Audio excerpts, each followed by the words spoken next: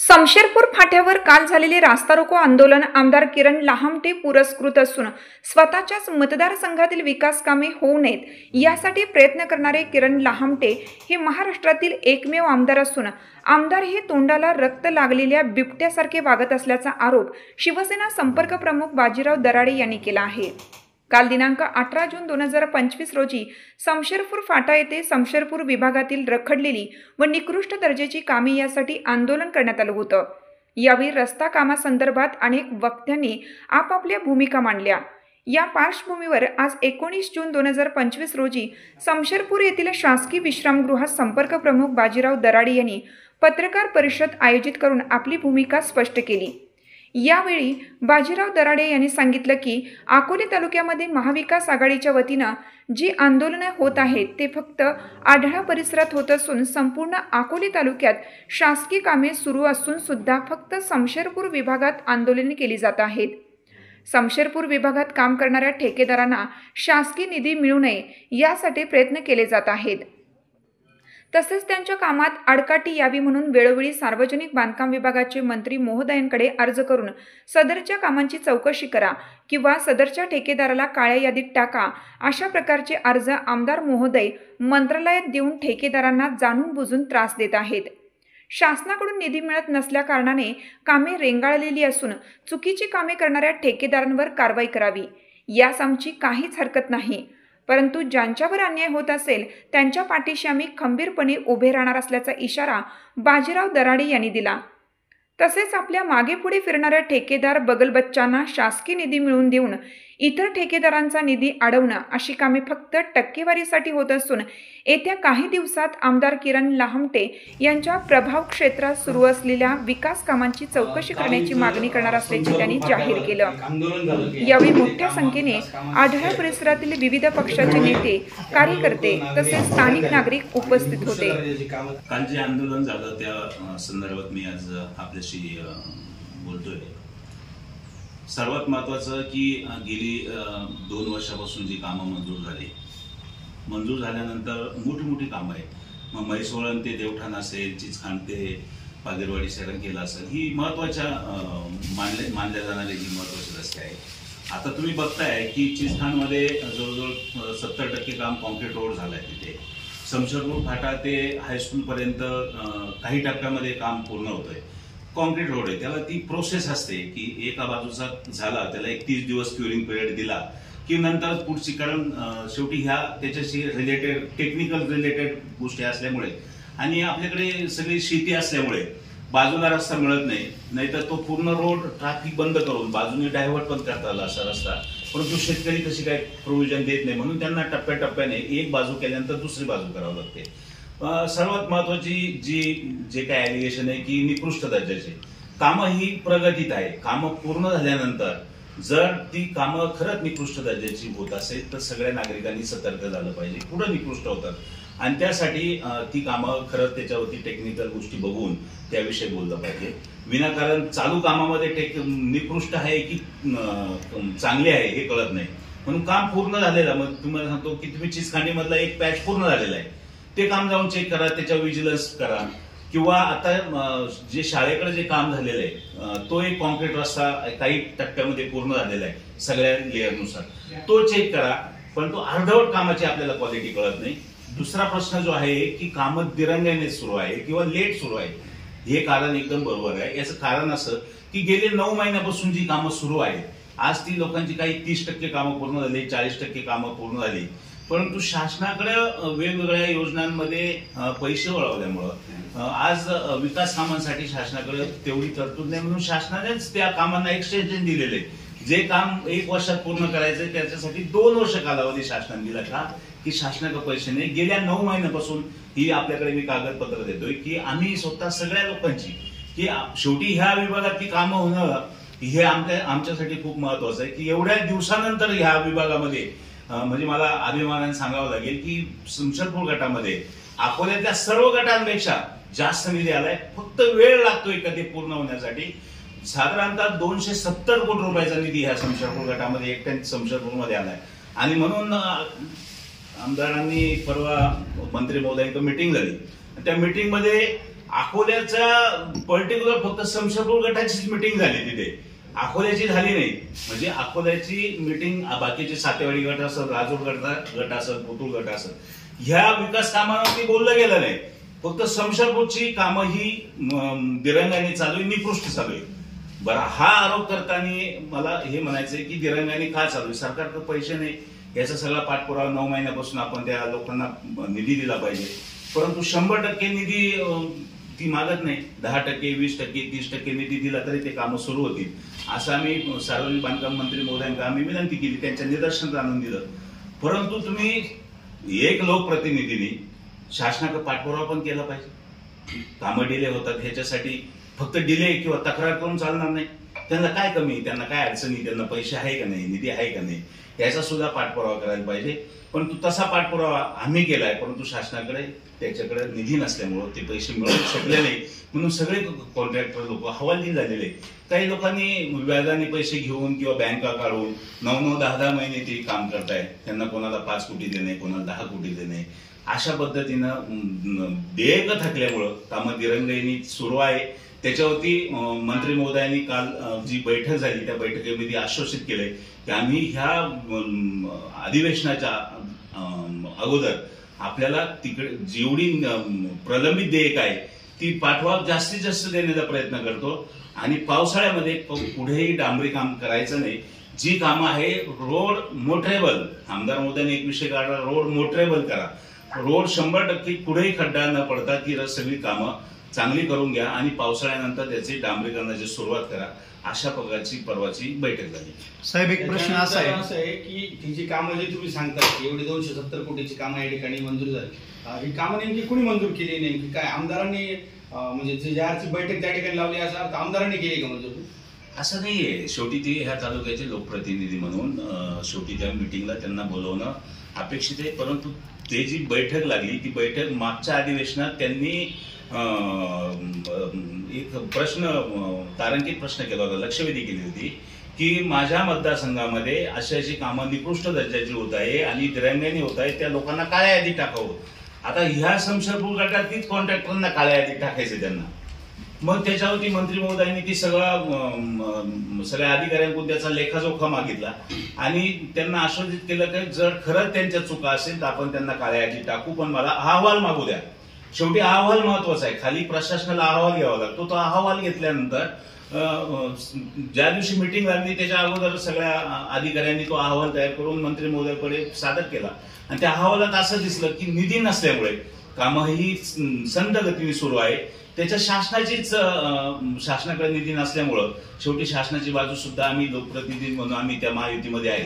म्हणून ही कामं मंजूर होताना तुम्ही जो प्रश्न केला की ही मंजूर झाली, ही कामं महायुतीमध्ये असताना मंजूर झाली. त्यावेळेस आमदार महोदय आणि राष्ट्रवादी ही युतीत नव्हती आणि म्हणून त्यावेळेस काही कामं मंजूर झाली. त्यानंतर ती एकत्र आली. त्यावेळेस स्टँडिंग खासदार लोखंडे साहेब होते आणि एकनाथ शिंदे साहेब मुख्यमंत्री राज्याचे म्हणून त्यांच्याकडे धुरा होती आणि म्हणून आम्ही ज्यावेळेस तो उठाव केला होता त्यावेळेस आम्हाला न्याय देण्याच्या भूमिकेतून आम्हाला मुख्यमंत्री एकनाथ शिंदे साहेबांनी, आताच्या तत्कालीन उपमुख्यमंत्री शिंदे साहेबांनी हा भरघोस निधी प्रथमच अकोला तालुक्यामध्ये, तुम्ही सुद्धा ते व्हॉट्सअपवर बघितलं होतं, त्यावेळेस जवळजवळ 300-350 कोटी रुपये हा निधी पहिल्या टप्प्यामध्ये मंजूर होऊन आला होता.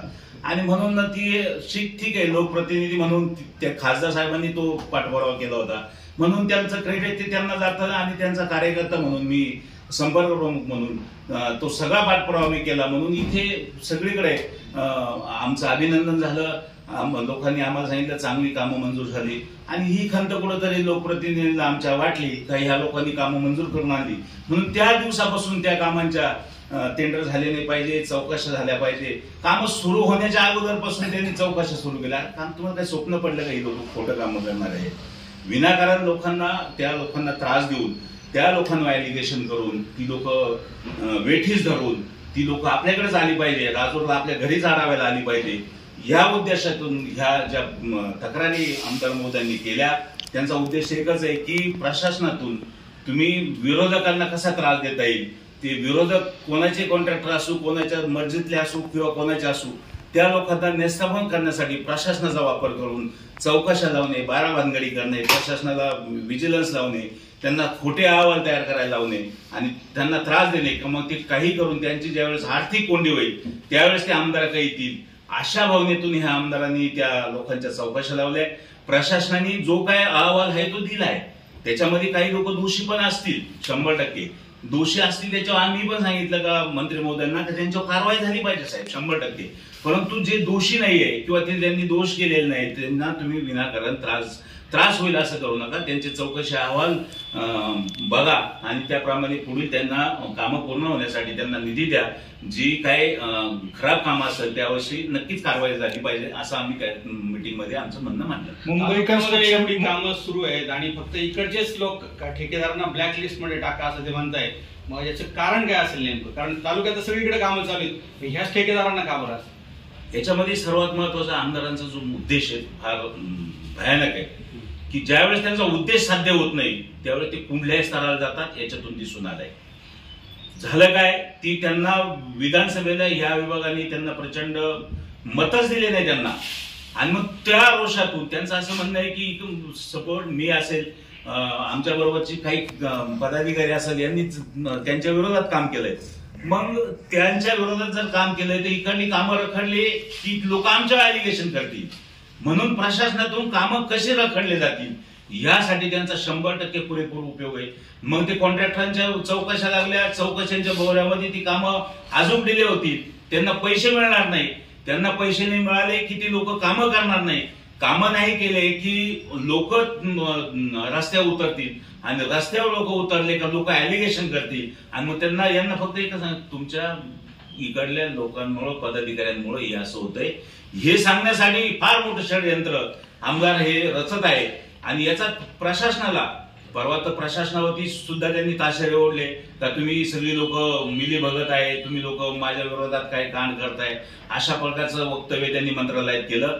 आम्ही एकदम शांत पद्धतीने बैठक सुरू होती. त्या बैठकीत ॲलिगेशन होत होते. मी त्यांच्या बाजूला, तुम्ही बघितलं, त्यांच्या बाजूलाच बसलेलो होतो. आम्ही जी काय आढावा झाला त्या ज्या आढाव्या संदर्भात बैठक झाली त्या बैठकीचं आम्ही पोस्ट पण केली. त्याच्यामध्ये आम्ही नाव पण टाकलं त्यांचं की बैठक झाली. शेवटी त्या मंत्रालयामध्ये बैठक झाली. तालुक्याचा लोकप्रतिनिधी असणं अपेक्षित आहे ते होते, आम्ही होतो. सगळ्या ज्या लोकांना ॲलिगेशन झालेली होती की तुम्ही निकृष्ट दर्जाचे काम होतात, मंत्री महोदय त्यांच्याशी बोलले, त्यांची बाजू समजून घेतली. मंत्री महोदयांनी सांगितलं, बिलकुल आज प्रशासनाला सांगितलं, जर चुकीचं होत असेल तर कारवाई करा, जर चुकीचं होत नसेल तर कोणा अन्याय जर झाला तर मी खपून घेणार नाही. अशा पद्धतीने माननीय मंत्री महोदयाने प्रशासनाला आदेश दिले. आणि म्हणून हे सगळं होत असताना अशा पद्धतीनं असं राजकारण प्रशासनामध्ये एखादा आमदार झाला, त्याची सत्ता आली म्हणून विरोधकांना एकदम तुम्ही प्रशासनाच्या माध्यमातून संपवायचा प्रयत्न करणं किंवा त्याला तो अडचणीत येईल, त्याला बर्बाद करायचं, हे अशा वेगळ्या विकृत पद्धतीने जे आमदार प्लॅनिंग करतात, भविष्यात असं प्लॅनिंग त्यांचं मला वाटतं कोणी खपून घेणार नाही. तुम्ही चांगल्या पद्धतीने लोकप्रतिनिधी वागा. तुमची वैयक्तिक कोणाशी दुश्मनी नाहीये. आम्ही आमच्या पक्षाची भूमिका मांडणार आहे, आम्ही आमचं काम करणार, लोकांना आमच्या बरोबर येण्यासाठी आम्ही लोकशाही पद्धतीने आम्ही बरोबर करणार. पण त्यांना लोकशाहीच मान्य नाही, त्यांना हुकुमशाही. कोण दुसऱ्या पक्षात आहे त्याच्याकडे लगेच वाकड्या नजरेनं बघणे. म्हणून अशा पद्धतीनं तो जे राजकारण करतात, कोणचे राजकारण ह्या तालुक्यामध्ये कोणी खपून घेणार नाही. म्हणून किरण लामटेंना माझी विनंती आहे की तुम्ही कोणचे राजकारण करून, बरं कॉन्ट्रॅक्टर सगळे अकोल्यातलेच आहे, अख्खे महाराष्ट्रातले, ते काय कुठले पुढं बांगलादेश पाकिस्तानवरून नाही आलेले. उद्या त्यांना अडचणी आल्या तर शेवटी त्यांचे घरादाराचा प्रश्न आहे. त्यांनी एवढा मोठा निधी खर्च करून त्यांनी कंपन्या उभ्या केल्या, त्यांना काम घेऊन द्यायचं नाही, त्यांच्या मर्जीतली कामं घेतली नाही म्हणून त्या लोकांना त्रास आहे. सर, तुम्ही त्या मिटिंगला त्या ठिकाणी होता, तुम्ही त्या मिटिंगचे साक्षीदार आहात, असं आम्हाला समजलंय की त्यांनी सरळ त्या पत्रामध्ये उल्लेख केलेला आहे की त्यांनी कशा प्रकारचा त्रास दिलाय. त्यांच्या मर्जीच्या विरोधात जाऊन त्यांनी कामं घेतली. ऑनलाईन पद्धतीने निविदा त्यांनी भरून ते ज्यावेळेस ते इथले त्यांना ते कॉन्ट्रॅक्ट लागलं त्या दिवसापासून त्यांना ती लोक बोलवत आहेत. वाळे नामक त्यांचा जो पी आहे की कार्यकारी अभियंता असेल किंवा सार्वजनिक बांधकामच्या सगळ्या अधिकाऱ्यांना सांगणार, जोपर्यंत साहेबांना भेटणार नाही तोपर्यंत कोणालाही कार्यादेश द्यायचे नाही. परंतु नियमात आहे, नियमात तुम्हाला एकदा टेंडर लागलं तर ते 2 महिन्यात त्याला कार्यादेश देणं आहे. कार्यादेश दिल्यानंतर तुम्ही त्याचं उद्घाटन करा नका करू, ते काम सुरू करणं आहे. प्रशासनाच्या याच्यामध्ये कुठे लिहिलेलं नाही त्याचं उद्घाटन झालं पाहिजे. तुम्ही कायदेशीर कार्यवाही ही प्रशासनाला करावं लागते, त्याला वेळ द्यावा लागतो. आणि म्हणून तो वाळे काय त्यांना फोन करणार, त्यांचे लोकांना डांबून ठेवलं, त्यांना वाटलं ही बाहेरची लोक आहे, त्यांच्याकडून जोपर्यंत काहीच्या टर्म्स अँड कंडिशन पूर्ण होत नाही तोपर्यंत आम्ही तुम्हाला कामं करून देणार नाही, गावगावच्या लोकांना भडकवू नये, अशा प्रकारचा त्याच्यामध्ये सगळा उल्लेख आहे त्याच्यामध्ये. आणि तोच शिवेंद्रराजे भोसले साहेबांकडे त्यांनी सांगितलं की साहेब आम्हाला किरण लामटे अशा पद्धतीने त्रास देतात, हे पत्र असोसिएशनने दिलं. असोसिएशनने उद्या भविष्यात काय कार्यवाही होईल याचा अजिबातही विचार केला नाही त्या लोकांनी. त्यांना कामं पूर्ण करायचे तरी त्यांनी विचार केला, पण शेवटी त्रास होतोय. त्यांनी पैसे खर्च करून कामं करतायत, त्यांना कामं पूर्ण करून त्यांना त्यांचे पैसे काढणं गरजेचं आहे. परंतु ती कामं चांगलीच करणार आहे. ती कामं चांगली नाही केली तर आपण सुद्धा त्यांच्या बरोबर नाही. मग तुम्ही बघताय की ही लोक एवढी काम करतायत, त्यांची प्रेशर आहे. 10-10, 20-20 कोटीच्या बँका घेऊन ती कामं करताय आपल्यासाठी. शासनाकडे पैसे नाही. आता तुम्हाला सांगतो SK येवले यांची इथं 5-7 कामं चालू आहे, तुम्ही बघताय. ती कामं करत असताना त्यांना हृदय विकाराचा झटका आला, रडत होते ते की त्यांना 100 कोटी रुपये येणे सरकारकडून, आणि तरी पण तुम्ही कोणी फोन करा ते काम करता येते. अशी अनेक कॉन्ट्रॅक्टर आज फोन बंद करून ती फक्त सरकारच्या पैशाची वाट बघताय, घरी थांबत नाहीये. सावकारकीला कंटाळून ती लोक आत्महत्या करते. एवढ्या मोठ्या प्रमाणात त्यांचं देणं सरकारकडे बाकी असताना आपण त्यांची भूमिका, आपण या तालुक्यातले आहे, आपण सुद्धा त्यांना समजून घेतलं पाहिजे ना. काम आज ना उद्या होईल, एवढं काय आपल्याला काय आपण लगेच एक्सप्रेसवरून चाललं पाहिजे असंच नाही. परंतु या खड्डे तरी पण ते लोक जिथं काही त्रास असेल ते खड्डे बुजवायचं काम करतात. आपत्कालीन परिस्थितीमध्ये सरकारला त्रास होऊ नये, लोकांना त्रास होऊ नये, लोकशाहीच्या माध्यमातून लोकांसारखं वा, कारण ती लोक इथलीच आहे सगळी, त्यांचे काम करणारी सुपरवायझर, इंजिनियर सगळे तालुक्यातली ही चांगल्या पद्धतीनं रिस्पॉन्स करताय. परंतु पैसे नसेल सरकारकडे तर ते करतील काय? आज त्यांना फोन बंद करून त्यांना अज्ञातस्थळी थांबावं लागतं, कारण देणेदारी, सावकारक्या, त्यांना बँका नोटीस आहेत सारख्या. आणि ह्या जाचाला कंटाळून ती उद्या लोक त्यांनी अशीच पत्र दिली की याला कंटाळून उद्या आत्महत्या न येऊ. ज्या पद्धतीने राज्यामध्ये शेतकऱ्यांच्या आत्महत्या होत आहे तशा ह्या व्यावसायिक लोकांच्या सुद्धा आत्महत्या होतील. मोठ्या फिगर आहे. त्यांना अक्षरशः त्यांना हृदयविकाराचा झटका आला आणि ती 1-2 महिन्यापासून ते आज हॉस्पिटलला तरी कामं सुरू आहे.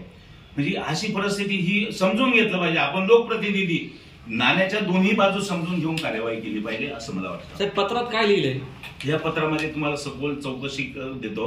मी फक्त विषय सांगतो. प्रतिमाननीय श्री शिवेंद्रराजे भोसले साहेब, मंत्री सार्वजनिक बांधकाम विभाग, मुंबई. विषय माननीय आमदार डॉक्टर किरण लामटे, अकोले विधानसभा मतदारसंघ कार्यक्षेत्रातील विकास कामांची टक्केवारी न दिल्यामुळे कंत्राटदारांना ब्लॅकमेल करत असल्याबाबत. बाकीचा सारांश तुम्ही वाचून घ्या. म्हणजे साहेब तुम्ही आमदारांना टक्केवारी देत नाही म्हणून तुम्हाला त्रास दिला जातोय का? आता ह्या पत्रात असं आहे, त्या सगळ्यांनी पत्र इन्व्होट केले, ती सगळ्या कॉपी तुम्हाला मी देतो. सगळ्यांची तक्रार हीच आहे की आम्हाला त्रास जो आहे प्रशासनाला सुद्धा एवढा त्रास आहे की अशा पद्धतीचा आमदार, ती सगळे म्हणतात अशा पद्धतीचा आमदार आम्ही पाहिलाच नाही. एवढा त्रास, एवढ्या पद्धतीनं, एवढ्या खालच्या स्तरावरती जाऊन जाणे, याला संपवायचं, त्याला संपवायचं, याला काळ्या यादीत टाकायचं. मला सांगा, ह्या सगळ्या लोकांना काळ्या यादीत टाकलंय मी, 25 लोकांना. यांनी उद्या त्यांच्यावरती कमीत कमी 200 लोक उपजीविका करतात. काळ्या यादीत टाकून काय? तुम्ही काम चांगलं करून घ्यायचंय ना, चांगलं करून घ्या तुम्ही. पण काळ्या यादीत टाकून म्हणजे यांच्याकडे जाऊन भेटलं का तो काळ्या यादीत नाही. आता असोसिएशननी दुसरी मागणी केली की यांच्या बरोबर जे लोक आहेत त्यांच्या सुद्धा चौकशा केल्या पाहिजे. आणि ती जी लोक अशी आहे त्यांच्याकडे कुठं बाउझर नाही, त्यांच्याकडे कुठं रोलर नाही, अशी एकदम हातावरची लोक, फक्त त्यांना पैसे देतात, त्यांना पैसे पुरवतात म्हणून त्या लोकांना कॉन्ट्रॅक्ट दिलेली. त्या लोकांच्या चौकशा केल्यावरती ते तर आत्महत्याच करतील. परंतु ह्या लोकांनी अजून संयम ठेवलाय, त्यांच्या चौकशा करण्याची मागणी केलेली नाहीये. कारण तो जो वागतोय त्या पद्धतीने ही लोक वागत नाही. अजून आम्ही सगळेजण वागत नाही. आम्ही म्हणतो ते बिचारे चांगलं, त्यांनी नवीन सुशिक्षित अभियंता आहे आणि त्या लोकांना जर 2 पैसे मिळत आहेत, त्यांचं कुटुंब चाललं. आपण जर चौकशाच्या भोवऱ्यात जर टाकलं तर ते बरबाद होतील, ते लगेच आत्महत्या करतील. म्हणून त्याच्यासारखी विकृतपणा आम्ही करणार नाहीये. आम्ही शासनाला सांगणारे, सगळ्या अधिकाऱ्यांना सांगणारे, चांगल्या पद्धतीनं कामं करून घ्यायचे, विनाकारण कुठल्याही विकास कामामध्ये राजकारण आणलं नाही पाहिजे. अरे मग काल मिटिंग झाली मंत्रालयामध्ये, तुम्ही रात्रीचे 10-11 वाजता लगेच इकडल्या आज पदाधिकाऱ्यांना काही लोकांना तुमच्या जवळच्या लोकांना सांगतात रास्ता रोको झाला पाहिजे. मंत्र्यांचं मिटिंग झाल्यावर तुम्ही रास्ता रोको करून काय करणार आहे, कशासाठी? परंतु त्याच्यामध्ये फार मोठं षडयंत्र आहे की त्यांच्या विरोधात त्या दिवशीची मिटिंग जी आहे आमदार महोदयांच्या विरोधात मिटिंग झाली. विरोधात म्हणजे प्रशासनाने बाजू मांडली की साहेबाला पैसे नाही म्हणून ती कामं बंद आहे, पैशाची तरतूद करा, लगेच कामं सुरू होती. निकृष्ट दर्जाची जी कामं काय असेल त्याबद्दल आम्ही सगळे व्हिजिलन्स असेल त्या सगळ्या चौकशा करून आम्ही ते चांगले कामं करून घेऊ. परंतु ते न करता प्रशासन आपल्याला दाद देत नाही म्हणून अधिकाऱ्यांना त्रास देण्यासाठी लगेच रास्ता रोको, रात्रीतून फोन फिरले, रात्रीतून सांगितलं अरे तो रास्ता रोको कोणाचा, महाविकास आघाडीचा होता नाही, त्याच्यात महायुतीतले लोकच होते बोलायला.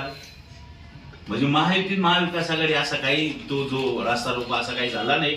तो फक्त किरण लामटेंनी काही लोकांना सांगितलं की तुम्ही जाऊन हे करा आणि ह्या विभागाचं नेतृत्व मी करतोय. मला डॅमेज करण्यासाठी ह्या प्रकारचं षडयंत्र लवकर सुरू केलं. अजून जिल्हा परिषद पंचायत समितीला 4 महिने, हे एवढे लवकर सुरू करून टिकल का? नाही टिकणार. हे राजकारण आहे. कुठेतरी कामं घेण्यासाठी स्पर्धा चालू आहे, त्यात ठेकेदार बिलोमध्ये कामं घेत आहेत आणि वरून कमिशन पण देत आहेत. जर असं असेल तर हे कामं उत्कृष्ट होतील असं वाटतं. विषय असा आहे की सर्वात महत्वाचं तो ज्यावेळेस ती निविदा भरतो त्यावेळेस त्याच्यात अटी शर्तीवरती सह्या करायच्या असतात.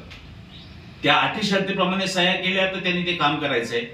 परंतु त्यांनी बिलो घेतल्यानंतर सुद्धा तुम्हाला पीडब्ल्यूडीच्या कार्यकारी अभियंत्यांनी वर्क ऑर्डर दिल्यानंतर सुद्धा आमदाराला जाऊन भेटायचंय आणि आमदारांना इलिगल ज्या गोष्टी असतील टर्म्स कंडिशन फॉलो करायचे म्हणून लोक ह्या जाचाला कंटाळले. त्याच्या प्रोसिजर फॉलो करायला कोणी तयार नाही. त्याला म्हणून ही जी काल आमची मंडळी होती का बाबा याला द्यावं लागतं द्यावं लागतं. अहो साहेब तुम्ही त्यालाच विचारा ना कोणाला द्यावं लागतं. तुम्ही सगळे माझ्या बरोबर राहा, निकृष्ट दर्जाचे 100% होणार नाही. आमदारच त्या लोकांना त्रास देतो. तुम्ही सगळी जरी ही ती झाली व्यावसायिक जी काय कॉन्ट्रॅक्टर लोक आहेत ज्यांना तुम्ही त्यांना विचारा कोण त्रास देतं. आम्हाला द्यायचं तर काही प्रश्न येत नाही. आमच्या जवळची आमची कोणी असेल, माझा पुतण्या असेल किंवा माझी जवळचे कोणी लोक असेल, ते जर कामं करत असेल, व्यवसाय करत असेल, 100% त्यांनी नियमाप्रमाणे व्यवसाय केला पाहिजे, त्यांनी चांगलं काम केलं पाहिजे. पण त्यांनाही त्रास द्यायचा का? मी आमदार आहे म्हणून त्रास द्यायचा. मी यामध्ये काय नाव लिहून घेतलं काय मतदारसंघ? तुम्ही नाव केला का? 7-12 नाव आलं का अकोले मतदारसंघ किरण लांब यांच्या नाव? साहेब मार्च महिन्यामध्ये काही ठराविक ठेकेदारांनाच पैसे आलेत, अनेक ठेकेदारांचे कामही अपूर्ण होते परंतु ते त्यांच्या मर्जीतील होते, त्यांनाच पैसे आले. काय सांगा? त्याच्यावर मी पत्र दिलं शासनाला, मुख्य सचिव सोनिक मॅडमला मी पत्र लिहिलं, मुख्यमंत्र्यांना पत्र दिलं, उपमुख्यमंत्र्यांना पत्र दिलं की ह्या कर्तव्यदक्ष आमदारांनी आमच्या सगळ्या राज्यामध्ये जो काही निधी आला आमच्या जिल्ह्यामध्ये आणि तालुक्यामध्ये फक्त 1.66% 1% निधी आला. आणि जे काही पैसे आले 2-2.5-3 कोटी रुपये जे आले फेब्रुवारीमध्ये, जे 2-2.5 कोटी रुपये आले ते त्याच्याच लोकांना त्यांनी वाटून दिले. नंतर मार्च मध्ये जे आले त्यांची कामच पूर्ण नव्हती अशा लोकांना त्यांनी पैसे दिले. आणि ही जी रिपोर्टेड लोक आहे मग एस.के. ओले असेल, बळवंत देशमुख असेल, देवराम लांडे असतील, बी.टी. कडलक असेल, अंबादास घुगे असतील, नंतर बाकीची अनेक लोक आहे अशी ती जी आपली याचीच रस्त्याचं कोण काम करते आपले जाधव असतील, या सगळ्या लोकांना या लोकांनी जे रिपोर्टेड लोक त्यांना पैसेच नाही आले. पैसे कोणाला आले? अक्षय देशमुख, विवेक बेनके, अशी जी लोक आहे, वाळे, अशी 4-5 लोक त्यांच्या आजूबाजूला फिरतात. त्यांच्या नावावरती त्यांची कामं पण पूर्ण नाही, त्यांना पैसे आले. आता त्यांची पण आपल्याला चौकशी करायची, शासनाला आपण पत्र देणार आहे, यांचं पण बघून घ्या सगळं काय आहे. महाराष्ट्रामध्ये अनेक ठिकाणी विकास कामं सुरू आहेत सध्या, परंतु एकमेव अकोले तालुका असा आहे का तुम्ही बाकी मतदारसंघातही जाताय, फिरताय, अनेक आमदारांशी तुमचे संपर्क आहे, स्वतःच्याच मतदारसंघात चौकशा लावणं किंवा इतके गंभीर आरोप होणं का टक्केवारी घेतो आमदार, पैसे घेतो आमदार, हे इथंच घडते का बाकी मतदारसंघातही होते? बाकीच्या ठिकाणी मग हा पहिलाच प्रकार आहे. ऑन पेपर देणारा हा राज्यातला पहिलाच प्रकार आहे की राज्यातल्या विधानसभा सदस्याची मंत्र्यांकडे तक्रार झाली का टक्केवारी घेतोय. मला तर ही पहिलीच केस दिसते अशी ती पहिली केस झाली. जसं समशेरपूर विभागात त्यांनी आता आंदोलन केलं असं तुमचं म्हणणं आहे, तसं किंवा त्यांच्या जो जिल्हा परिषद गट वगैरे असेल त्यांच्या भागात चांगले कामं झाले किंवा नाही हे तुम्ही पाहणार का? त्याच्याविषयी काय आंदोलन करणार हो, का? आता आम्ही उद्यापासून ते सातेवाडी, राजूर, कोतुळ, पठार या सगळ्या भागांमध्ये जाणार आणि तिथे पण काम काय रस्त्यांची अडचणी आहे का हे बघितलं पाहिजे ना. आमदारांनी फक्त समशेरपूर गटातलेच मला सध्या तरी असं वाटतंय फक्त समशेरपूर गटातलेच काम रस्ते चांगले झाले की नाही त्याविषयी त्यांचं लक्ष आहे, पण त्या बाकीच्या गटांमध्ये लक्ष द्यायला आमदार जातीच नाही तिकडे. आम्हाला जाणं गरजेचं आहे. सर्वात महत्वाचं मी तर असं म्हणेल की किरण लामटे ज्यावेळेस निवडून आले त्यावेळेस आपण सगळेजण बरोबर होतो. आपण सगळ्यांनी एक रुपया या मतदारसंघामधून गोळा करून आपण झोळ्या केल्या त्याच्यासाठी. आणि ती पहिल्या वेळेस निवडून आले त्यावेळेस त्यांना त्यांच्या गाडी अक्षरशः ती गाडी कुठे बंद पडायची, कुठे जात नव्हती, तरी आपण तिथे फिरत होते. लोक म्हणायचे चांगला माणूस आहे, निवडून दिला पाहिजे. आपण सगळ्यांनी निस्वार्थी कामं केले, पण जसं जसं त्यांच्या तोंडाला आर्थिक रक्त लागायला सुरुवात झाली, तुम्ही बघा ना आता ते 50-55 कोटीची प्रॉपर्टी डिक्लेअर करताय म्हणे ते. एक नाही, फॉर्च्युनर असेल, क्रिस्टा असेल, अशा 4-5 गाड्या आहेत त्यांच्या. पत्नीला वेगळी गाडी, वडिलांना वेगळी गाडी, चुलत भावाला वेगळी गाडी, यांना 2 गाड्या, वेगवेगळ्या ठिकाणी प्लॉट, वेगवेगळ्या ठिकाणी जमिनी, अशी एवढी मालमत्ता त्याला आली की आज तुम्ही बघा देणग्या देताना सुद्धा 1 लाखाची देणगी, 50 लाखाची कुस्ती, 2 लाखाची कुस्ती. आज ही पैसे मी म्हणतो त्यांनी ऑनलाईन दिलाय. त्यांचा कुठं व्यवसाय नाही, कुठं इन्कम टॅक्स भरत नाही, एवढे पैसे आले कसे? म्हणून मी सांगतो तुम्हाला की त्यांच्या तोंडाला त्यांना माहितीये ह्या लोकांच्या. आपण प्रशासनामध्ये पत्र दिले की प्रशासन यांची बिलं अडवेल, यांच्या चौकशा होऊ नये म्हणून ही लोक आपल्याकडे येतील. आपण त्यांचा उद्देश एकच आहे, ती आली पाहिजे. वाळेंनी त्यांना बोलवायचं, तुम्ही आमदार साहेबांचं क्लिअर करून टाका. आणि म्हणून हा वाळे क्लिअर करायला ठेवलेला आहे. म्हणजे क्लिअर करायचा ह्याचा उद्देश तुम्हाला समजतो काय क्लिअर करायचंय. म्हणून त्याच्या तोंडाला प्रचंड रक्त लागलंय. एवढं रक्त लागलंय की आमदाराला काही गरज नाही, पुढची विधानसभा लढायची त्याला काही आवश्यकता नाही. त्यांनी पुढच्या 10 पिढ्या बसून खातील एवढ्या पद्धतीनं त्यांनी कमवायचा प्रयत्न चालवलाय. पुढे काही होऊ. आणि त्यांनी ते बघितलंय, त्यांना भाकीत दिसतंय की मागच्या वेळेस लोकांनी त्यांना 50,000वरून 5,000 आणलंय. पुढच्या वेळेस भविष्य त्यांना दिसतंय, त्याच्यामुळे त्यांना काहीच गरज नाही. वाळेंच्या किती तक्रारी होत्या, वाळेच त्यांचा राईट हँड राहणार, वाळेच सगळ्या कलेक्शन करण्यासाठी असतो. म्हणून मी तर तुम्हाला एकच सांगेन की अकोला तालुक्या म्हणजे आमदार हा अकोला तालुक्याचा बिबट्या झाला सध्या. म्हणजे बिबट्याच्या तोंडाला एकदा जर रक्त लागलं ना तो कसाही जाणार, तो तिथं ती शिकार करणार. अशा पद्धतीनं त्यांनी भक्षण सुरू केलंय. आणि एवढं मोठं भक्षण सुरू केलंय हे सगळेजण बघताय. प्रचंड पैसा तो कोणाला कोणत्याही विभागात. मग मला एक सांगा, सार्वजनिक बांधकाम असेल, इरिगेशन असेल, एवढ्याच विभागाचे तुम्ही का बैठका घेतात? अरे शेतकऱ्यांचे अनेक प्रश्न आहे. आज 2 महिन्यापासून या अकोला तालुक्यामध्ये पाऊस पडलाय. आज हातातोंडाशी आलेलं कांद्याचं पीक गेलंय, सोयाबीन पेरता येत नाही, एवढे भाजीपाला आहे. हा भाजीपालाचा एकही पीक आमच्या हातात पडत नाहीये. कर्जमाफी सारखे विषय, लोक शिक्षणासाठी मुलांना ऍडमिशन घ्यायचे, शेतकरी हवालदिल झाले की माझ्या मुलाला आज नीट सगळ्या गोष्टीचे एक्झाम झाल्यानंतर त्यांना ऍडमिशन घेण्यासाठी 10,000 रुपये शेतकऱ्यांका नाहीये. आरोग्याचा विषय लोकांना त्याच्या गावात राजूरमध्ये एवढी मोठी कावेळ झाली. त्या कावेळीमध्ये सर्वसामान्य कुटुंबातली एक मुलगी, तिला 40-42 लाख रुपये तिला खर्च झाला.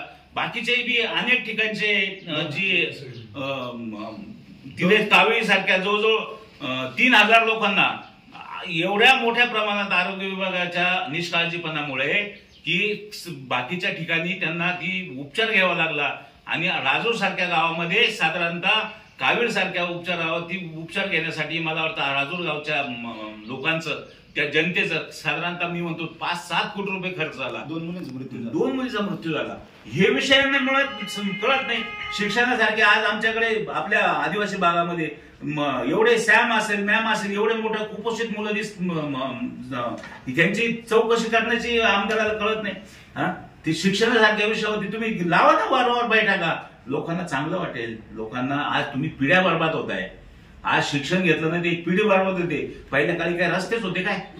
रस्ता एक वेळेस नाही झाला चालत, पण माझी शिक्षणापासून पिढी बरबाद झाली नाही पाहिजे, हा उद्देश हा आमदारांनी घेतला पाहिजे. हे काहीच नाही. सकाळी उठलं का पीडब्ल्यूडीचे अधिकारी बोलवा, दुपारी इरिगेशनचे बोलवा, संध्याकाळी जलसंधारणचे बोलवा, आणि उरले सोडले संध्याकाळी लगेच प्रकल्पावाले 8 वाजेपर्यंत तिथे आहेच हजर.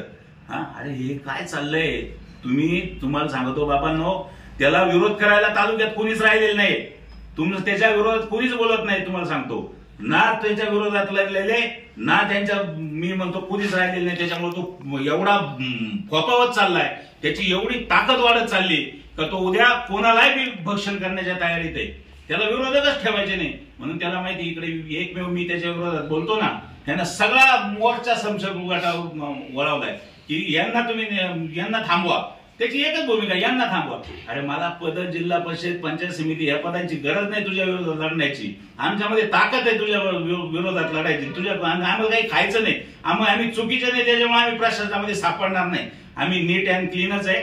आम्ही तुला विरोधच करणार चुकीच्या गोष्टीला. आणि मी सगळ्यांना आवाहन केलेलं आहे, सगळ्या अकोला तालुक्यातील, नगर जिल्ह्यातल्या सगळ्या महाराष्ट्रातली जेवढी लोक आहेत त्यांना आवाहन केलंय, तुम्ही इथे येऊन ओपन निविदा भरा.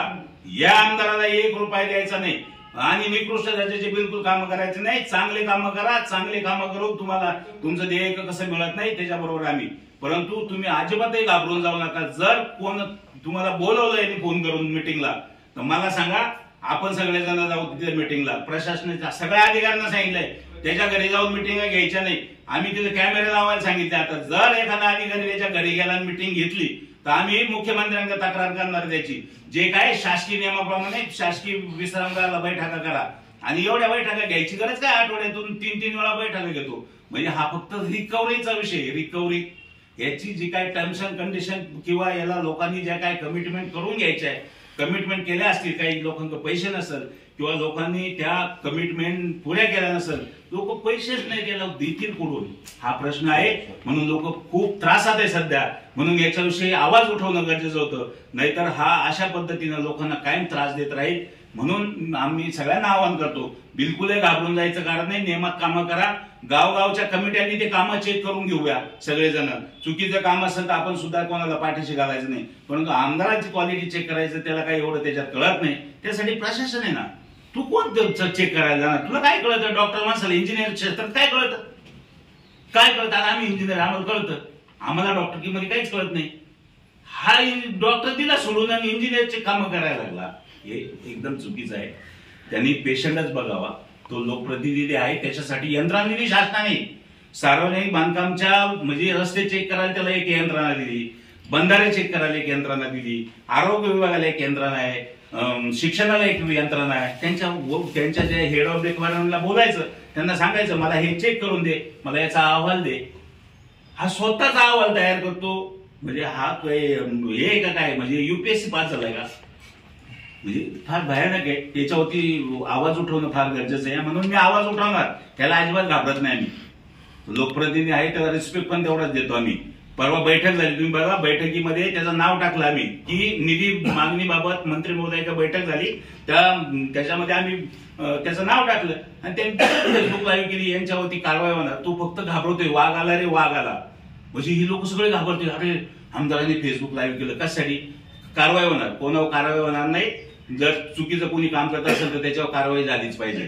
त्या मताचे आम्ही सगळे सहमत. आता आमदार किरण लामटे महायुतीतले आमदार आहेत, आपण शिवसेनेचे नेते आहात. जे 25 लोकांचे जे इंजिनियर आहेत त्यांच्यावर बडतर्फ केलं पाहिजे किंवा त्यांच्यावर कारवाई झाली पाहिजे.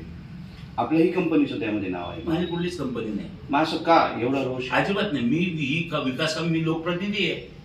मी लोकप्रतिनिधी आणि माझ्या कोणी जवळच्या लोकांचे नावं असतील किंवा माझे जवळचे नसतील, जर चुकीचं होत असेल तर त्यांना न्याय कोणी द्यायचा? त्यांना न्याय कोणी द्यायचा? प्रशासनामध्ये कुणीतरी लीडर लागतो की खरं खोटं काय ते सांगण्यासाठी. उद्या आमदार तिथे गेला, उद्या ते मंत्री महोदयांना समजून सांगण्यासाठी किंवा त्यांच्यापर्यंत पोहोचण्यासाठी मी एक माध्यम आहे त्यांचं. माझ्यापर्यंत ती आज ती लोक काही कोण अन्याय होत असेल, कोणाला अडचण येत असेल तर मी मंत्रालयात जातो. मंत्री महोदयांना सांगतो, साहेब तुम्ही चेक करून घ्या, तुम्ही हे पत्र वाचा, त्याच्यावर खरं असेल तर खरंच त्याच्यावर कारवाई करा, खोटं असेल तर त्याच्यावर अन्याय होऊन देऊ नका. एवढ्यासाठी साहेब मी. साहेब, मग आता हे जे आंदोलन होतात महाविकास आघाडीच्या माध्यमातून, याचा अर्थ आमदार किरण लामटे हे पुरस्कृत करतात का त्यांना? त्यांच्या माध्यमातून आंदोलन करतात का? का त्यांना हाताशी धरून आंदोलन करतात? काय म्हणणं आहे तुमचं त्यांनाच त्याच्यात? हाताशी धरून आंदोलन करतात ते 100%. त्याला कसं आंदोलन करता येईल? नाही, त्यांनी या रस्त्यावरती येऊन जर म्हणावं मी आंदोलन करतो, त्यांनी यायला लागत होतं इथं. हा रस्ता रोको त्यांनीच करायला पाहिजे होतं. मग हा, म्हणजे तुमचं मत काय त्याच्यावर? का आता हे पुरस्कृत आहे, याचा अर्थ आमदार पुरस्कृत आहे आंदोलन? विषय ते राजकारण करतात. ते राजकारण करतात. त्यांचं काम काय आहे? त्या सदस्य आहे ना, विधानसभेचे सदस्य आहे, त्यांनी काय करायला पाहिजे?